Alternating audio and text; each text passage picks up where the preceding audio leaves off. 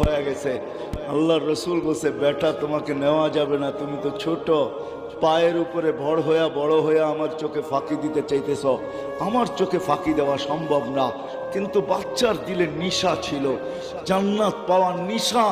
তো সে বলতেছে এক যুক্তি শেষ, আরেকটা যুক্তি আমার কাছে আছে। তো আল্লাহ রসুল জিজ্ঞাসা করছে, ওই যুক্তি কি?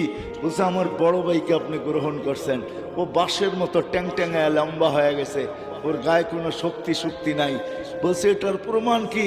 আমার সাথে মল্লযুদ্ধ লাগায় দেখেন, ওকে জমিনে আশ্রয় কি করে? তো আল্লাহ রসুল বলছে, যুক্তি বুঝে আসলো, লাগায় দিছে মল্লযুদ্ধ। হায় হায় হায়, বড় ভাইয়ের গলায় দইরা কানে কানে বলতেছে, তোর জান্নাত হয়ে গেছে, আমারটা হলে তোর অসুবিধা কি? আমি ধরবো আর তুই পড়া যাবি, তুই আমার সাথে শক্তি দেখাইস না। তো বাস যেমন কথা তেমন কাম। বড় ভাই